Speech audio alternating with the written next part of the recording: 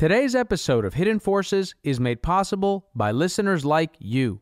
For more information about this week's episode or for easy access to related programming, visit our website at hiddenforces.io and subscribe to our free email list.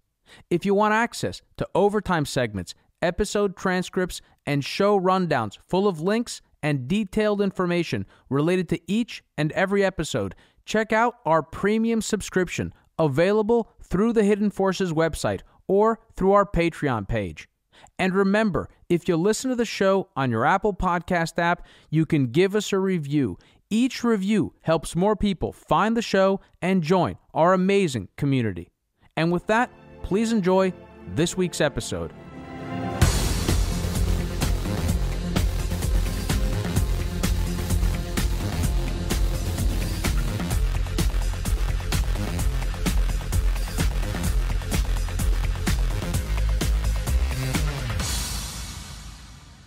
What's up, everybody? This is an unusual format for my intro to this week's episode, and it's because this conversation came together last minute as a result of my becoming obsessed with this particular story about what exactly, I'm not sure, story of these Catholic school students from Kentucky who ended up making front page news across the country over the weekend and into the week for seeming to denigrate the dignity of a Native American man who was solemnly beating his drum at the steps of the Lincoln Memorial during MLK weekend and on the day of an Indigenous Peoples March in the nation's capital. This story hit all the trigger buttons. A group of adolescent, white, privileged Catholic schoolboys from Kentucky wearing MAGA hats, smirking, and mocking an individual from what is perhaps the most marginalized group in American society. The oppressor taunting the oppressed. Here it was in all its despicable glory. And the media and millions of people across social media ate it up. They took the bait, hook, line, and sinker, and ran with it. And before all the facts had been laid bare, these kids had been all but crucified by both sides of the political spectrum. I wasn't even supposed to do an episode on this today. I was supposed to have the head of Harvard's astronomy department on the show for a completely different discussion about Oumuamua, the interstellar object that entered our solar system 6 months ago. But I just got sucked into this story, and I found myself getting angry and upset and worked up and totally unable to focus on preparing for that conversation. And I was wondering why. What was it about this story that upset me so much? And I was worried, could I actually cover it? Could I do an episode on it without allowing my emotions to impact that? And the only way that I knew how to do that was to try and understand what it was and be as honest as possible and also not angry. And I think we accomplished that. I mean, I certainly accomplished that. Robby, of course, is a professional. And Robby, of course, is Robby Soave, an associate editor at Reason. And he's also a columnist for the Daily Beast and has penned articles for the New York Times, New York Post, CNN. He's best known, I think, for his early skepticism of the Rolling Stone investigation, reporting on sexual assault at the University of Virginia. But his relevancy here is that he was the first journalist to actually do the minimal amount of fact-checking in order to get a more complete perspective on what actually transpired at the Lincoln Memorial this past Friday, the 18th of January. And if it were not for him, this news cycle may have ended before a more complete picture of what actually happened emerged, and these kids could have ended up expelled, their applications to college denied, their families attacked, God knows what else. So I don't want to keep rambling because I think it was actually a great conversation, and I want you all to hear it. Robby was fantastic. I really appreciate him making himself available last minute for this conversation. We brought up a lot of things, some things that we've spoken about on the show before with Jonathan Haidt. I was lucky to have had Jonathan on the show. That helped me a lot in terms of having the foundation to talk about some of these ideas because it wasn't, a small part of this was the actual story, but we talk about a lot of these larger themes in society. So without further ado, here's my conversation with Robby Soave. So, Robby, I was telling you before we started recording that I had an episode to record today on Oumuamua with the head of Harvard's astronomy department, and I got sucked into the story that you have been covering over the weekend and into this week now, and I basically wasn't able to focus on the other episode, and I had to cancel Avi Loeb, and fortunately you were able to make this happen on short notice, and I really appreciate you doing this. Why don't you kind of lay the table for us? What happened this Friday and through the weekend and into this week, and what is your role in this whole story? Sure. Well, so I was at a conference this weekend, so I didn't really notice until maybe late on Saturday that everyone on social media was talking about this very short video clip that purported to show these teenagers who were there for the March for the Pro-Life rally confronting and staring down and being hostile and racist toward this Native American man, Nathan Phillips, who was playing the drums and was singing. There was strident moral condemnation. Everyone on the right kind of rushed to disassociate themselves from these students who were wearing Make America Great Again hats. From these students were from a high school in Kentucky, a Catholic high school. So widespread condemnation. I'm thinking, okay, I'm going to write something about, how we need to, teach the role of authority figures is to teach better behavior in children, and hopefully it can be non-punitive, but this seems bad, something like that. So anyway, I sit down, I think Sunday morning, to write about this, and I'm seeing, there are longer videos available now, and I watched them. There's actually 2 hours of footage, a lot of it taking place between this supposed confrontation. Where did those videos come from? I don't think I've read the source of those videos.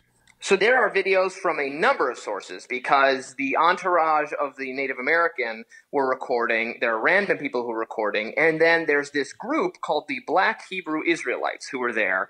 And they recorded 2 hours of footage from their perspective. This is a very bizarre kind of fringe, quasi-religious, or I guess fully religious sect that are very bizarre and indeed hateful. I've encountered them on the streets of D.C. before. They're in lots of major cities. They're here in Times Square also. Right, and they yell profanity and obscenity at people. They hate white people. They hate gay people. They hate Asian people. They hate Jewish people. They have kind of kooky beliefs. I mean, the Southern Poverty Law Center has written about them, and on their sort of this is the group that watches hate groups. They are nasty, nasty people. And indeed, if you watch the footage, they spend about an hour berating everyone in that near the Lincoln Memorial, including these Covington Catholic students. They yell things I don't know if I can say them on this podcast or not. Well, you could say them, but they're horrible things. I prefer not to. But yeah, they say the most horrible things you can imagine, slurs for black people, slurs for gay people. They call the kids crackers. They call them pedophiles. And in response, the kids don't really do anything objectionable. They laugh at them. They boo them when they make cruel remarks. And then they eventually start to do kind of a pep rally sports kind of cheer thing that they said they were trying to drown out these people. They didn't get in their face. There was no physical confrontation. The Black Hebrew Israelites wanted a physical confrontation. They dared and challenged these kids to attack them, and the kids did not. So there's nothing really bad that has happened from the standpoint of the kids yet. The kids haven't done anything. This is 1:12 into the footage. This is when Nathan Phillips enters the scene. And he goes to sort of disrupt or interrupt the high school kids. And later he misrepresented this to the media. He described them as the beasts and the Black Hebrew Israelites as the prey. And he made it sound like these African Americans were vulnerable and in danger, these poor innocent guys, and they were going to be, attacked by these white teenagers, which is totally 100% wrong. It's exactly backward. So he approaches the kids and is playing the drums and singing, and it's very clear that they're confused, but they think he's on their side, and then they're kind of joining in with what he's doing, and they're jumping up and down. Remember, they were already cheering, so they're already doing kind of like a physical, musical cheer thing that they think he wants to be a part of. And then some of them sort of, wait, is he not with us? And he's really not with them. He's sort of challenging them.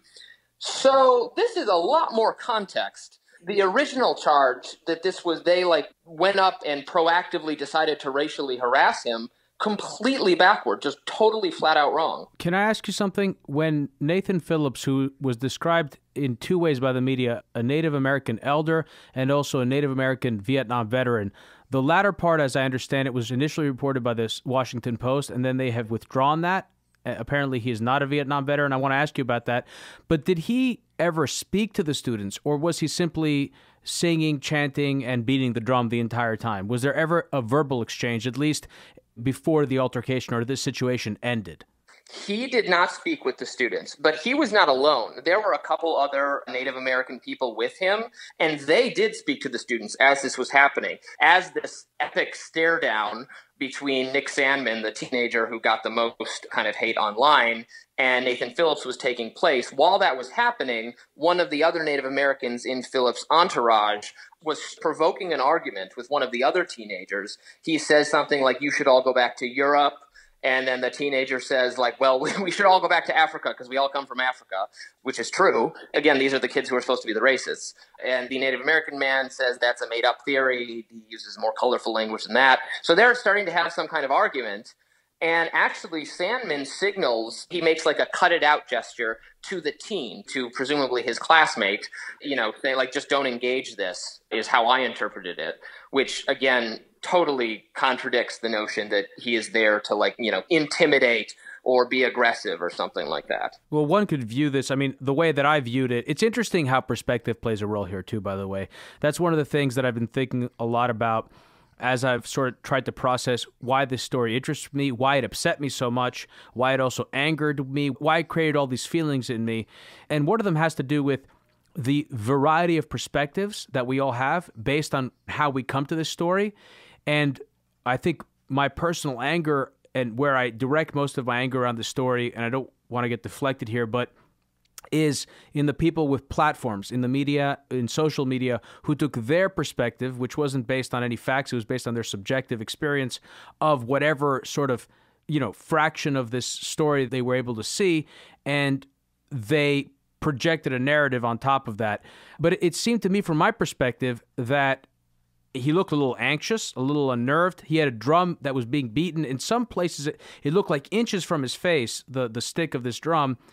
And he had cameras all around him. And as you said in that one clip, he sort of was telling his friend to kind of cut it out. And he looked like he was in a bad place. He didn't look like he was in a place where you'd feel in control and comfortable. That's right. And you can hear someone else in the background say, after this has gone on for a little while, for maybe a couple minutes, you hear one of the other kids say, "I don't know what's going on," in like a very honest and very telling way, I think. There are different people doing different things. Some are doing the cheer. There are, to be fair, I can count, having watched this a million times from 18 different angles, I can count 2 or maybe 3 people who do like a tomahawk gesture with their arms that I see why that is racially insensitive. And you could have a conversation with those kids that they really shouldn't do that. But I have done sort of debates with other people in the media who are like, well, all these kids are jumping up and down and making tomahawk gestures. No. I've watched it very carefully. There are 2 or 3 who do that I can see. Most of the kids are jumping up. They're just waving their arms. And they're doing this before Phillips is even there. So he joined in their thing. But there's just this totally misguided notion that was the other way around. I don't know what they should have just fallen silent and solemnly stood there when he approached them. Maybe that's what they should have done, but that's just a radically different turn of the story. That's a different expectation. Yeah, we're shifting the goalposts dramatically if that's where they should have just done some things maybe differently. And to see the media is now, not everyone, but so many are now trying to find evidence that these kids, they must be bad. They're bad, right? We know they're bad. So let's find some evidence of them being bad in some other context. As if, this would change, that this matters at all. Yeah. This, finding out that they did something insensitive or wrong days or even years ago does not change what happened in the video. But also, it's certainly going to succeed because all teenagers have done something wrong at some time in their lives. If you had a camera on me or you or anyone else our entire lives, there will be things that embarrass us that we now regret.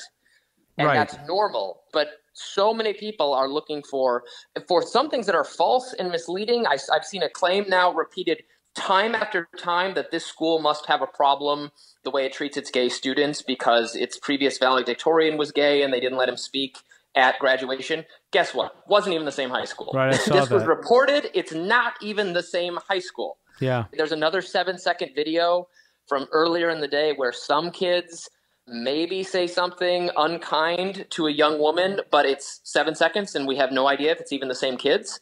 And again, if it was, we wouldn't change the video, so it doesn't matter. Robby, I saw that. So a few things. There's so many areas we can go here. One, and I don't necessarily know that it's worth asking this or trying to answer this question, but I do wonder where the chaperones were and why they let this get out of control. But that also raises another point, which is that why on earth are we sitting here trying to figure out why this random group of teenagers didn't have the chaperone when they needed to have the chaperone, et cetera? There's almost kind of like, is this really a national conversation? And it's kind of really, that brings us back to the question of what are we talking about here? And you mentioned this other video with this girl. I've seen that 7-second video. I don't think you're even exaggerating. I think it was 7 seconds. And it was a girl passing by what I thought looked like those kids. And it sounded like they said MAGA. And they were sort of screaming at her. They weren't screaming belligerently. They were screaming in the way that you would expect a gaggle of 16-year-old boys to scream like when they're on a road trip halfway across the country from their rural home in Kentucky to D.C. I mean, I remember what it was like for me going on field trips as a 16-year-old, and I just couldn't wait to get out of the school. And these are 16-year-old boys. They're hormonally active. I think that there's a total lack of context about the fact that we're talking about kids here. Do you have any thoughts about that point, about just the lack of that context, that these are kids and that we're sort of treating them like they were rioting adults coming to D.C. wearing MAGA hats? Absolutely. And now I'm not one to say we just let kids do whatever. I mean, we can certainly educate kids to be better behaved. They should have gone back to the gym when they got back to school, and they should have sat down with the principal or the chaperones or the teachers, and they could have just had a conversation about what happened and what we would do differently next time. And I think that would be not a punitive conversation, just a conversation. And I think that would have been perfectly appropriate. But there was no need for the major media to involve itself and to label these kids. I mean, this poor kid, Nick Sandman, the guy who didn't yell or do anything except smile wrongly, I guess. You know, he's been dragged, he's been doxxed, he's been threatened. His face is all over the internet. This was not news. What happened was not newsworthy. I mean, we're talking about it because in some sense, news is just what news is, in some sense, just what people are interested in. And people are interested in the story because they were outraged, because they got themselves all worked up, and social media perhaps does that to us. I'm always hesitant to just blame new technology for things because technology has a lot of benefits, and if the fault is us, really more than the technology, but maybe it facilitates us doing things we shouldn't and wouldn't otherwise do. Why do you think it created so much outrage? And what do you think the outrage was on the left and on the right? And is it even fair to break the outrage, to divide it along political lines? Well, the outrage is divided along political lines, and that is actually exactly the problem. In the age of Trump, there's just two sides. It's Trump side or the anti-Trump side, with very little room in between. And the media has this problem. You know, there's the explicit conservative media that is defending Trump no matter what, and there's the anti-Trump media that wants to attack Trump no matter what. So these kids were in the red hats, so they are, because you can only be one or the other, and there's no room for nuance or in between, they must be the Trump side. So everyone who's not on the Trump side has to attack and find fault with them, even if it happens to be undeserved. And now you see them, and now they're going to keep probably associating themselves more with Trump. Trump has offered to meet with them and has weighed in on this, and they're going to be in conservative media, and that's going to, for some who are, again, in the anti-Trump coalition, this is going to justify their hatred of these people. What's also interesting, you know, I mentioned to you that we had Jonathan Haidt on the program in September, and that was to talk about the coddling of the American mind, but I had actually reached out to Jonathan before that because I had read The Righteous Mind, and that was one of the most influential books for me after the 2016 election. It really helped me understand what was going on because I was really disoriented. I was really confused. And I think that's actually a feeling that a lot of people are feeling about this story, confusion. There's a lot of confusion around this. What do you think the larger narrative in which this story fits so snugly into is? What is that narrative that makes this story make sense?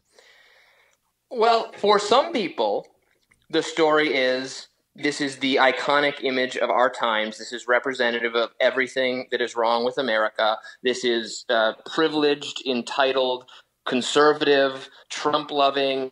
This is white oppression of a marginalized community. That's this poor Native American man who is weeping, who wants peace and equality, and is being crushed underfoot by the kind of white identity politics that Trump represents.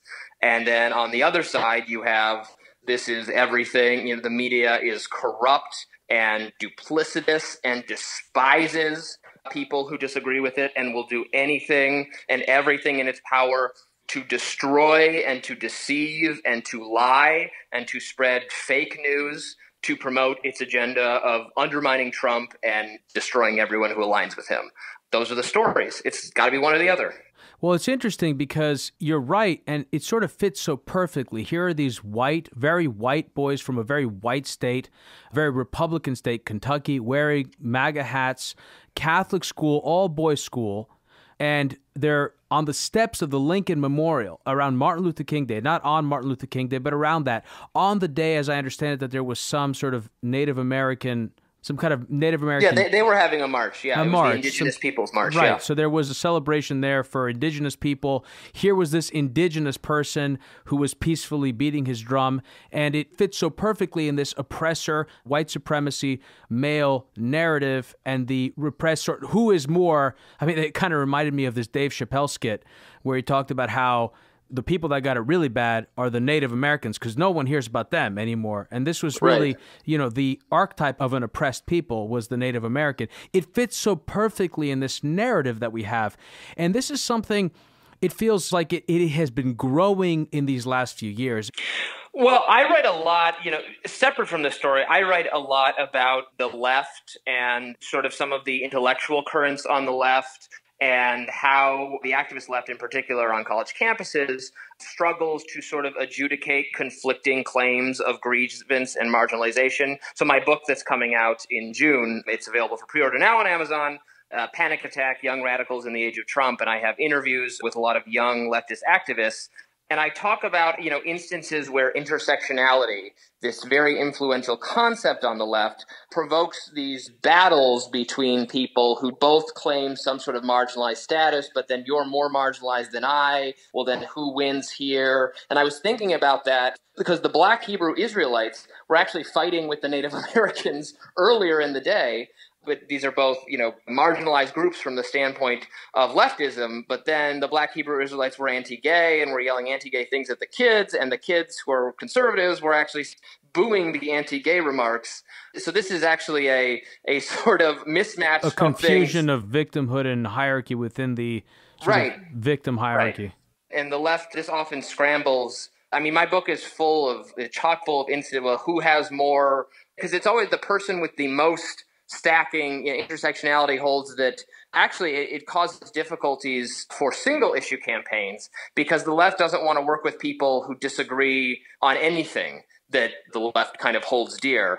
So you can't be, just against Trump's sexism unless you're also, with Black Lives Matter and for trans rights and you hate Israel and all sorts of other things. Unless you check all those boxes, which very few people do, they don't want to work with you. Well, if I understand correctly, I thought intersectionality was some sort of theory of emergent victimhood in a sense where if you're black, but if you're also a woman, it's not simply a matter of adding up the level of victimization that you undergo if you're a woman in society and adding that to the level of victimization that you experience if you're black in society, but you're actually multiplying those two together, that there's a sort of exponential function of victimization that occurs through the complex interaction of these different I can't even believe I'm speaking about this, but I only know about this because I read Jonathan's book and I had prepared for this interview where we did, and this was one of the concepts. But am I mistaken?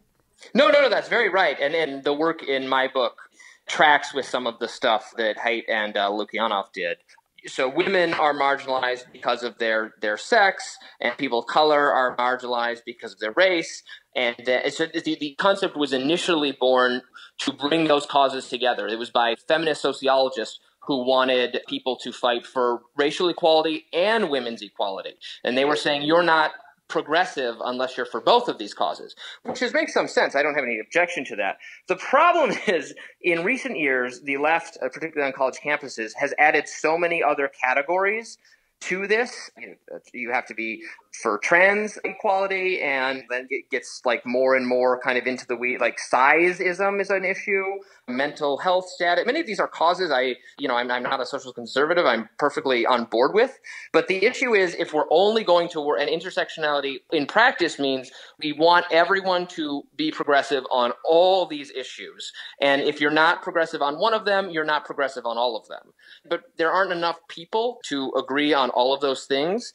And that's where the left starts to become self-defeating, in my opinion. That's my thesis. Also, this is all fairly new for the public. A few things. One, these are highly intellectualized ideas from the academy, from academia, from gender studies, from African-American studies, from what other fields generate this type of material. They're interesting constructs to think about. They're interesting frameworks to think about. But I feel like their application is to produce ideas that can somehow be applied in the real world. To take, let's say, white privilege, to take intersectionality, to take toxic masculinity, and to apply these as frameworks for the public to sort of go around with doesn't seem to be working. And there also doesn't seem to be a compassion or recognition around the level of confusion that people have for what they're supposed to say, what's okay, what's racist. It's confusing to know what's racist in a society where we're being told that anything you do or say as a white person is racist. And by that definition, I'm willing to accept that definition in the sense that I do believe it's impossible not to exhibit levels of racism or to exhibit feelings and thoughts and words and biases in America that aren't racist, given how tribal we've become and how much identity politics have injected themselves into our conversation. And to further that point, I'm kind of jumping around here, but I thought about that when I was watching the interview on the Today Show. I'm sure you saw it. And one of the thoughts I had was, the way that the interview was structured. Let's put aside the fact that they had this weird angled over-the-shoulder shot that made this kid look like a little boy. And you had Samantha Guthrie, who is basically completely old enough to be this kid's mother, talking to him very much like a little child, asking him if he felt threatened, if other people felt threatened. It felt very emasculating. And he, of course, was playing the role of the person who, yes, we felt threatened. We were just trying to just be okay. I spoke to the adults. I was reminded very much of Gregory Lukianoff's work, Positive Psychology, and Jonathan Haidt, and how we baby these kids. When I was 16, I wanted people to think I was an adult. I didn't want people to think I was a kid. I was a kid, but I would never feel comfortable or want to be seen in that light. But he mentioned, this is where I was going, towards the end, he said, none of my friends said anything racist, and none of my classmates are racist. I find that incredibly hard to believe. But the conditions of the interview are such, and the conditions of the social debate are such, that we can't actually say anything racist, homophobic, gender-phobic, or whatever the term is. We can't, in other words, say something that we then regret or feel bad about or hurt someone, learn from that, and grow as individuals and as a society. In other words, we can't have these collective teachable moments because everyone's fighting for their lives in this moral combat situation. And so this kid answers, it was a throwaway interview. I feel like, I'm kind of throwing that out there. I don't know what your thoughts are about that. No, I mean, I largely agree with you. And obviously, people at this school have said things that are racist, that are sexist, that are homophobic, that are trans exclusionary, that are whatever you want to say, insensitive in any way, because they're teenagers, and of course they had. Their teenagers' ideas about things are still in flux. I mean, I don't want to infantilize them either, but the purpose of school is to socialize you into adulthood. You say you do something wrong, you're told why that's wrong, and you learn that it's wrong. And I don't know if that makes you, it's like you're a bad person and you're trying not to be a bad person, or you're just, is there a difference between doing something wrong and like being a bad human being? But anyway, these things are supposed to be happening off camera, not subject to the scrutiny and the condemnation of everyone on planet Earth who is using social media, which is everyone, which is a phenomenon now that we have. I also cover a lot of stories of kids who get in trouble for sexting each other. Have you heard about this? I have not. What is sexting? I'm just curious. So you're texting inappropriate, like naked, nude pictures of yourself to other kids. Does it have to be sending naked, nude pictures, or can it just be using sexual language over text? So no, not language. It's got to be pictures. It's got to be pictures. This is something all kids do. This is something tons of adults do, by the way. I mean, it's been... Anthony Weiner famously sent pictures of his penis. Right. And this is bad because he's a married man, and I think it was made possibly with an underage or close to underage woman, something like that. Many women, if I remember correctly. Many women, yeah. But even just like in a consensual, like married relationship, this is something people do. It's like 70% of people have sent a sext by the time they're in their 20s. This is one statistic I've seen. I think that's a really stupid thing to do. People can do whatever they want, but I find it fascinating to just note that we are such apes. I forget what the percentage of our DNA we share with chimpanzees. I think it's 99.99, something like that. We're just monkeys, yeah. We're monkeys. And so we are. What do we do when you give us a phone? We take pictures of our penises. Yep. And I find that a fascinating thing to mention just because in the context of this conversation, we've got basically three groups of tribal male entities. Well, two groups, and not necessarily the Native American person with the drum, but what are they doing? They're doing chants. You could basically replace these people with chimpanzees. And when you're 16 years old, you're particularly chimp-like. And you just started going through puberty. You're just starting to have feelings of sexual desire. And at the same time, all this is happening in terms of reorienting gender norms and what is appropriate and how do you approach a girl, how do you approach a boy, what are the roles, and all of that is so incredibly complicated. And it seems that society just wants to punish any kind of deviancy from moral... Exactly. Yes. And to return to my point, so the problem with it now is, so child pornography is illegal, obviously, it should be, but the laws are often not written to give exemptions if you yourself are a child. I can't tell you how many cases I've covered of teens, but people under the age of 18, sometimes under the age of 16, being arrested, being put on the sex offender registry. Can you imagine being on the sex offender registry? I've seen this. For sending pictures, for exchanging pictures with their boyfriend or their girlfriend, who is also the same age. It's not exploitation of a child in the same sense of like a 40-year-old man, sexually abusing a 15-year-old or something. It's totally insane. This is outrageous to me that you would put a child in jail for showing sexual interest in someone their same age. That is so offensive to me and so wrong. I'm curious about this. I didn't realize how rampant it was, or I don't know if it's rampant. I don't know if that's what you're suggesting. It is rampant. It is absolutely So I'm a little rampant. curious about that because I wasn't aware of that. So what's the dynamic here? Is it the boys that are getting in trouble? I assume it's not the girls getting in trouble for sending nude pictures. Is it always the boys getting in trouble? And do they have to be older? And how much older do they have to be? How does that work? The boys get in trouble more often than the girls, but the girls have gotten in trouble as well. See, the law is different in every state, and sometimes I think even in municipalities within the state. So this is totally different in every state. So in some states, the laws prohibiting child pornography exempt. They say, well, if you're within a certain age range of the person, then it's okay. It's literally different in every state. There are some states where it's so bad. I think North Carolina is one I wrote about. I had a case where a teenage boy, teenage girl, they were in a consensual relationship.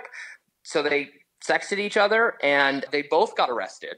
He was partly arrested just for having pictures of himself on his phone, because so he is the aggressor and the victim. He is exploiting a child, the child being himself. But get this, he was charged as an adult because in North Carolina, you can charge people who are 16 as adults for committing crimes. But the state considers anyone under the age of 18 to be a child from the child pornography standpoint. So for having a picture of himself, a minor, he was charged as an adult for sexually exploiting a child. This was the backwardness of this law. What's happening? Is this all of this? Is this new, or has it been happening slowly? We're just catching wind of it because it reached critical mass. What's happening? This, to me, feels... Well, the technology didn't allow this until recently. As phones were not ubiquitous. This specific story you're describing is new, or this specific sort of phenomenon of sexting, but it just feels like there's a lot of this type of stuff happening, this sort of things that once seemed to be commonsensical that now aren't. Things that we thought were made sense, that the people we thought were good people now are bad people. There's something really confusing. Being a child. We've simply criminalized being a child. I mean, this is something Haidt and Lukyanov and a colleague of mine, Lenore Skenazy, write about a lot. Lenore writes for Reason as well, where I work, about the criminality of being a child, that playing in a park by yourself, walking home from school by yourself are all things that can get your parents arrested, that we have sapped all agency from children. Schools have more police in them than ever. Actually, if you went back to the 1975, you would not find a single police officer in any school in America. Now, something like 40% of public schools have them, which is an issue because then when there's a disciplinary matter, the student who does something wrong, who gets into a fight or something, can end up in jail rather than just the principal's office. That's what happens if there's a police officer in the school. You drastically make it more likely that the students will get in legal trouble for doing something that was maybe bad, but that I would say they should be clapping erasers, or they should write a paper about why it was wrong, and then they can learn from their mistake. But instead, they're going to end up in jail or juvenile hall because there's a police officer there to take care of it. Well, it's interesting. Today, Jonathan Haidt, we're talking about Jonathan, he tweeted out, "Today, my 9-year-old daughter walked to school by herself for the first time, a half mile in New York City." And he offered some further advice. But this was something that we talked about also on the show, that people and parents have gotten. I believe there was a woman, I forget her name, in New York City that let her child ride the subway, and people had been calling for her to be arrested because her 10-year-old son rode the subway alone. You use the term criminalized being a child. I'm very fascinated to read your book. I look forward to reading it and to having you on the show to talk about it. And we're getting a little sidetracked, but I think I'm interested in exploring that. But there seems to be also in this story, because the story isn't just about race, it's also about gender, right? Because that comes up as well. How did gender factor into this story, in your view? Well, there's a masculinity, maybe. What does it mean to be a good man? I mean, that was like the theme of the Gillette ad, which actually made a lot of conservatives mad for some reason. So I was on the other side of the Gillette one because I thought the freak out was totally disproportionate to what it was saying. I thought conservatives really overreacted to what was essentially a benign message. Can you tell us what the ad was, like what you remember from it? It was showing some examples of men and boys behaving badly and that they were being called out for it, and that this was good, that men should aspire to be better, that we are becoming more aware of issues of sexual harassment and sexual assault and things like that are, disproportionately, overwhelmingly perpetrated by men rather than women. And violence is disproportionately perpetrated by men rather than women, although men are actually more likely than women to be the victims of violence from men. But men can and should be better. And there's no part of that that's wrong, in my view.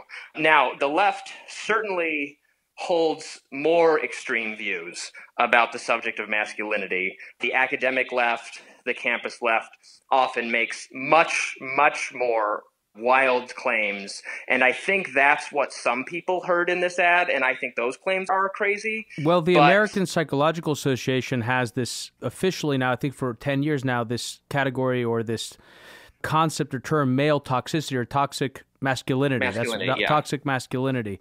Yeah, I've read this as well. I didn't realize that this toxic masculinity was actually a real thing. I thought it was just a term that was being used, but again, it seems to be one of these concepts that comes out of academia and is being applied today. Do you feel like there is a crisis of masculine identity in America where particularly young men who are attracted to folks like Jordan Peterson or Joe Rogan or other strong male figures or male figures who are providing some sort of archetypical structure for thinking about manhood, that they're responding to a sort of a confusion around what it means to be a man, and that growing up without some sort of role model or archetype that you can look towards actually makes that process of maturation difficult? Yes. I mean, I think and I'm not an expert in this, but my impression is that as a man, you're a man. I mean, right. I was just going to say my impression is that the scientific literature confirms that it is better for boys. They're more likely to mature into good men if they have positive male role models in their lives, good if they have fathers, and that makes perfect sense. So I think that's right. People like Jordan Peterson are obviously filling some sort of gap and providing some kind of meaning to their disproportionately male audience. It's undeniable because Jordan Peterson is doing so well. He's like a prophet of our times. I don't know that it's interesting. I have very complicated feelings about him because I think a good amount of what he says is totally right. And then some of it is completely wrong. And then some of it is in the middle somewhere. I feel the exact same way, actually. It's interesting that you say Yeah. that. I feel completely the same way, actually. I feel that he is sort of an imperfect messenger for this. Very much. He sort of was thrust into it, I think, sort of unprepared and perhaps unqualified for it. And maybe he's doing his best. I'm not doubting his sincerity. But I agree. I think this sort of keeps coming back up to me because, like I said, I watched that video, and I just watching that interview of the boy with Samantha, I just thought, here, this is crazy. You've got a woman sitting here who could be his mother, who looks like his mother, who feels like his mother, and he feels like a very sort of helpless, sort of vulnerable boy with his hands between his legs, answering questions about, whether he felt threatened. And I just thought, this is the wrong message. Look, I mean, just speaking for myself, as a man who was a boy and had to grow up, having to deal with adversity and also physical threats, that made me stronger, having to figure that out myself, and also having men to look at and look up to, not necessarily in my life, certainly I did, but just in general to look out and say, this is what it means to be a man, this is the type of man I want to be, let me aspire to that. I just think I watched that interview and I say, what are adolescent boys to take from that conversation? And there are a lot of ways in which adolescent boys are struggling in a way that adolescent girls are not. The achievements, part of it is just catching up because women were denied opportunities historically and have, more than caught up in a lot of cases. I mean, colleges graduate more women than men, and teenage boys have significantly higher suicide rates than teenage girls. So the problems that are sort of unique to men that are very complicated, I have no idea how to solve or why they've come about, but the Jordan Petersons of the world are speaking to some, it's self-help. And there's been self-help forever, right? There's religious self-help. There's a kind of sort of Oprah or Dr. Phil kind of self-help that I think is for women, or I think they're the primary audience of that kind of thing. And so now maybe there's a version for a kind of young man, often on the right or distrustful of political correctness, or because Jordan Peterson also speaks to that audience. But these are complicated questions. But I'm also uncomfortable with, again, like I do on the one hand think that there is a need for young men to have role models and, that they're not sort of getting the attention that they need in some ways. But at the same time, I'm uncomfortable with that framing. I suppose what I'm saying is there seems to be an oversensitivity in general in the way that we talk about things. I keep going back to the Today Show interview where Guthrie was talking to Sandman, to the kid, Nick Sandman, and she kept asking him, did you feel threatened? Were there moments where you felt threatened and you considered that maybe they felt threatened? And do you feel sorry? And he was like, yes, we felt threatened and maybe I should have walked away. Maybe I regret it. It just feels like we're kind of losing the thread and we're turning feeling threatened into something really bad. And people feel threatened all the time. I've gone through my whole life feeling threatened at work, in my personal life, in relationships, both physically and emotionally. And part of growing up is learning to figure that out and talk to the people you love and to your parents, to your siblings, to your friends, and try to work it out. It's just that's a disturbing aspect of the story for me. It's something that isn't necessarily part of the mainstream narrative, but it is one of the most important ones that just keeps just kind of like, poking at me. Well, he has handlers now. I mean, to be frank, I'm sure his public relations specialist told him, here's how to look and act so you seem 100%. Like the victim of this situation. And it's totally irrational that they hired some people are furious that this proves that they're wrong because they hired a PR firm. That's nonsense. Of course they did. Get a lawyer, even if you're innocent. There's no reason not to do that. So I'm sure that he's playing the part that he was told to some degree. Well, you brought up this thing about playing the victim, 100%. And there's something that I was aware, I think Jordan Peterson was the first person to introduce me to this idea of the victim hierarchy. And I was able to kind of flesh that out further with reading more sort of substantial texts like Jonathan Haidt's.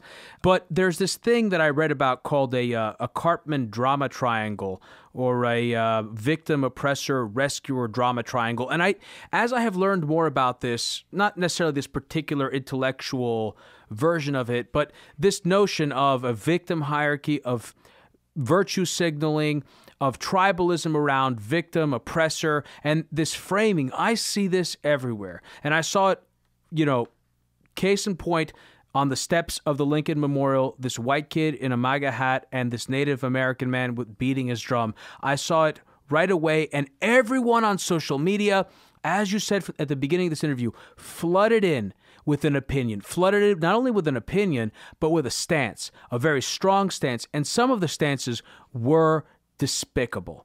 Some of the stances called directly to violence. Bakari Sellers, who told people, basically he said that he should be punched in the face. Reza Aslan, similarly, something about, I think he said, have you ever seen a more punchable face?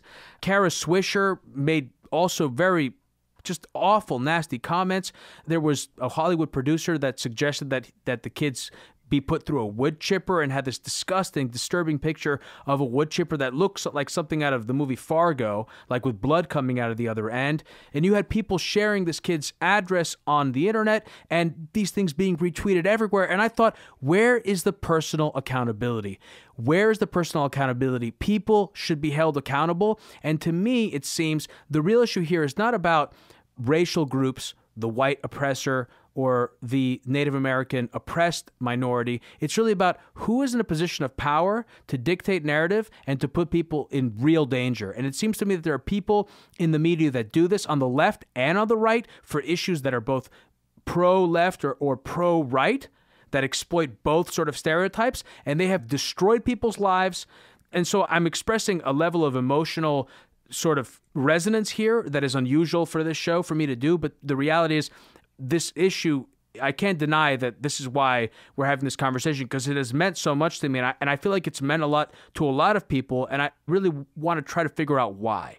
And the impulse, the desire to have violence committed against these kids is wrong, even if the worst things that had been said about them were correct. I can't imagine wanting to punch a child unless it was to stop, like, the child from killing somebody or something. But I mean, violence is weakness. And we're hearing this call to violence from the very same crowd who talk about toxic masculinity and all these problems. But, like, this is toxic humanity. It is wrong to want to seek violence, is like the most sort of core belief that I have. Well, you and I think it's wrong. Other people think it's wrong, but maybe other people don't think it's wrong. You know, this also kind of interestingly, and I wonder what you think about this. This is a very unstructured, unsubstantiated thought, but I'm thinking about this meme of baby Hitler and would you go back in time and kill... Oh, absolutely. That's interesting. Tell me more. I have thought about that. Exactly. Yeah. Ben Shapiro was sort of made fun of for saying this at the March for Life rally, that he wouldn't go back and kill baby Hitler. I mean, actually, this kind of makes sense. Why are we even? It's such a ridiculous thought experiment. It's a ridiculous thought experiment because if you have the ability to go back in time, of course you would not kill baby Hitler. You would reconfigure events. There would be numerous ways to prevent Hitler that would not result in you have to kill a baby. Just like take baby Hitler out of his environment and transport him to the future or something and educate him in a more tolerant, progressive society. And I don't know if this requires you to then plop him back in the previous timeline or whatever, but violence is necessary to prevent aggression against yourself or to respond to aggression against yourself, but to initiate violence is wrong. That is my most fundamental belief. I want to say something here because I'm reminded now, you just said something that made me think about this. One of the things that I think is at play here is that people are looking for a moral excuse to conduct violent acts. I have seen this time and again. I find that people want to put themselves in the moral high ground so that they can either fantasize or say things that are very violent. They're looking for an excuse. You know, there's a great scene. I'm a big movie buff, Robbie. You don't know me. But there's a movie called The Thin Red Line. I don't know if you've seen it. It's one of my favorite movies, and Terrence Malick is one of my favorite directors. And there's this scene in the movie where one of the young men, the boys, and they're fighting at the Battle of Guadalcanal in the Pacific, and he shoots a man. And now you hear his internal monologue. He shoots a man. It's the first time he killed anyone. He goes, I just shot a man. He's getting this rush of adrenaline. I shot a man, and no one can touch me for it. Now, I think that human beings are aggressive animals, and we have not been civilized for very long. And I think that these new tools of society and all these sort of complex factors are bringing out some of the worst qualities in people. And one of those qualities, I think, is the propensity towards violence. And I think that we are seeing that growing in social media, and it concerns me, it upsets me, and it's the reason why I wanted to have you on the show today. I'm guessing you're a fan of Steven Pinker. He's been very, very influential to my thinking. Yeah, it's like we talked about earlier. We're monkeys. we're basically monkeys. And guess what? Monkeys are violent. They have tribes of monkeys have wars against each other where they ritualistically sexually assault the losing monkey tribe. We've not been not monkeys for very long on an evolutionary timescale. We have committed horrible acts as a species of war and genocide and slavery and rape.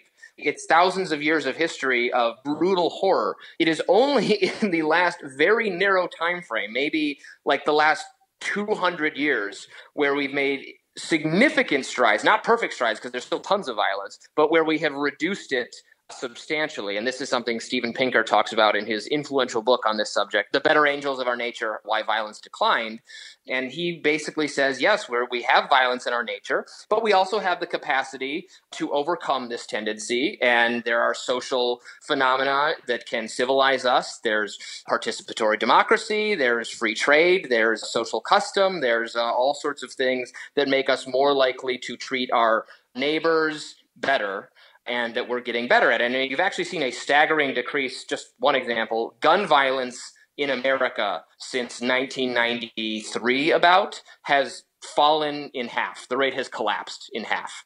There was twice as much gun crime in the 80s and early 90s as there is now. So, which is a remarkable human accomplishment. That's a very good thing that has taken place just recently. So I think we're better on the whole than we were before, but things are not guaranteed to get better. Things can get worse. We're also not condemned to get worse. We're not doomed or cursed. Things can get worse or they can get better. And we're on a roll on some things, but we have to be mindful that this is by no means a guarantee nor a death sentence. Well, I have some screenshots of some of the tweets, just some of the tweets that came out on social media in my rundown, and just reading them, it upsets me. It makes me feel like if I'm being yelled at or if I'm in a dangerous situation and I get that fight or flight mechanism. I'm looking at a Kara Swisher tweet. I'm looking at Bakari Sellers. I'm looking at Kathy Griffin, who had her career turned upside down for having a fake decapitation of the President of the United States. And she is telling people to dox them, to get their addresses, to give them the names of these kids. To see this stuff in a timeline, to see these are real human beings with platforms and power and education and privilege saying these sorts of things, it makes me angry and it makes me want to defend the people that they're attacking. And I just wanted to sort of put that out there because that's been my emotional place where I've come to, and I've tried to do my best to make this a constructive conversation, not to have that impact that. Let me ask you, Robby, in closing, I've really tried not to give in to the narrative that we're in a new civil war and that there's this identity war between tribes and people are just going to duke it out and Trump and it's just a symbol of this new white supremacy and all this stuff's going to come together and we're all going to clash. This is the first time that I actually feel, and maybe it's because of some of the other crazy stuff that's happening in the world in Venezuela or in other countries, where I'm thinking, maybe it's not beyond us to just disintegrate into violence. We've seen something like that before in the late 60s, and there was a lot more violence and assassinations in the 70s too. I mean, do you think that we might be headed in that direction? It's possible. I don't think it's by any means definite. I think the issue is that the worst sort of aspect of our culture is our political structure, is our politics, and our politics consume more of our social space, I think, than ever before, in part because we expect the government to do a lot more. And the executive branch in particular, relative to other branches of government, has more power and the government impacts your life, or is at least being talked about way more than before. And it's very divisive and very partisan and very tribal. And it's very weird right now. I mean, this is a very odd political moment, in truth. And it's driving us insane, I think. It's unhealthy, and it's not good, and I worry that it could have the consequence you described. Again, I don't think that's likely. We can course correct. We could put some constraints on what the government does, or we could decide to tune out and not talk about it all the time. We have the power, but it is bringing out the worst in everyone, and the Covington story is maybe the best example there has been so far of everyone seeing what they want to see because politics has brought out the absolute worst in them. I just feel like it is, I think you kind of alluded to this in our conversation, it's almost a sideshow because what's really mattering here is that we're now in what day of the government shutdown? We're past 30 days, right? I mean, yeah, so this is a huge problem. And we don't have a functioning government. We don't have a functioning government, neither literally we don't have a functioning government right now, but increasingly because of this political disjointedness, the government doesn't function properly. And, I think that that's a huge other issue. That's not even something where I was going with this conversation.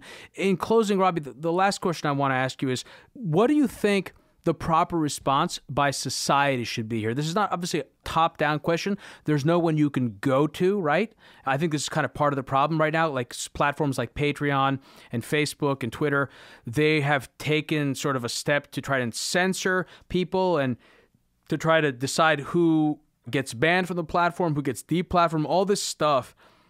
What I'm asking, I suppose, is more broadly, conceptually, what do you think would help us to walk off the ledge? Because it feels like we're really on the ledge here. Everyone should get a hobby.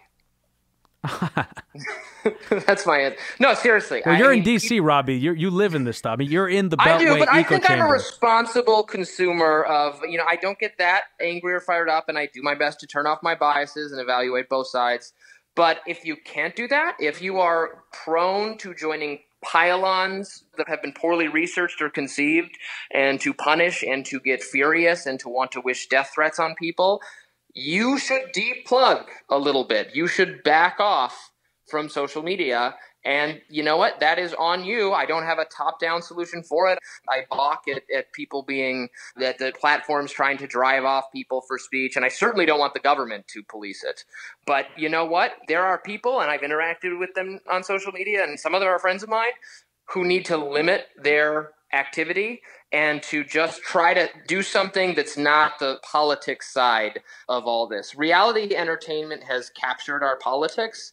And reality entertainment is fun and perfectly fine when it doesn't have consequences that affect who gets to do what in our society. I agree with you that people need to get a life. I think also, unfortunately, the people that cannot get a life or get a hobby are making it difficult for those of us who actually have a life to engage constructively in a domain where we need to participate in order to have an effective democratic republic. And I think that's part of the problem.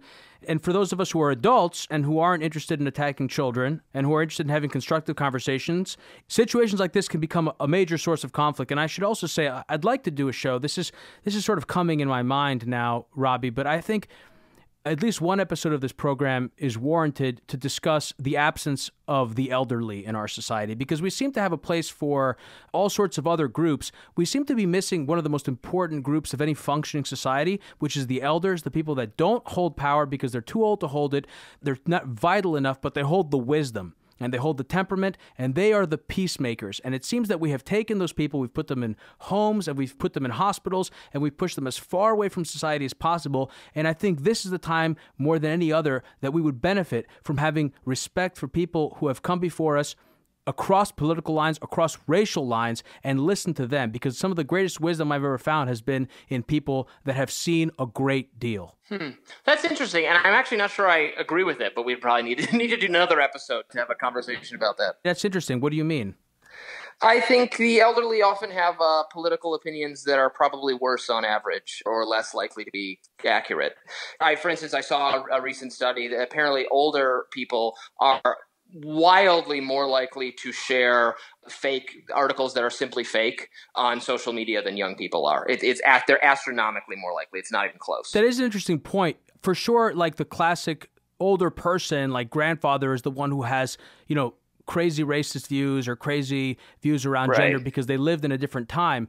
But there are elements of wisdom that they hold separate from those political views that are timeless, that I think are relevant. There are certainly values from the autonomy and individuality, and when they were kids, they got to play freely, and it was better. And in some sense, I agree with you. I think there are, because I'm not doctrinaire either way. There are some traditions that are good that we should keep doing, and there are some that are bad that we should not keep doing. And it's an individual call for me. Maybe the point is that we're all too political. And maybe that's part of the problem. But in any case, I think my personal experience with older people is some of the greatest wisdom I've ever found has been in people that have seen things firsthand. When I was younger, people that fought in World War II, my grandfather, he was a veteran. I'm Greek, but he fought in World War II on the continent for Greece and then in the Civil War later. And there were important sort of deeper lessons about that. And I think also another thing that I've gained tremendously from with certain people that I've had on the show who really lived in the 60s and 70s, were adults in that period. We had Bob Carey on recently, for example, and his point was, it's been worse. It's been worse. Let's all relax. We went through Watergate. We went through Vietnam. We went through the assassination of JFK. We went through the assassination of Bobby Kennedy, of MLK. We went through the attempted assassination of Gerald Ford, the attempted assassination of Ronald Reagan, the stagflation of the 70s. There's stuff that's come before. And I just think having those people helps us walk. It's helped me, at least, walk back from the ledge, which I think we all need to do. I absolutely agree with that. We need perspectives. I mean, there were bombings of public buildings, like, constantly, right, in the late 60s and 70s that you just don't have happening now. And so some perspective definitely helps. And the busing and everything else. Right, segregation, Yeah, Robby, I appreciate you indulging me and our listeners for more than an hour and making yourself available on such short notice. I really appreciate it. My pleasure. It was great talking with you. This was a great conversation. And that was my episode with Robby Soave. I want to thank Robby for being on my program. Today's episode of Hidden Forces was recorded at Edge Studio in New York City.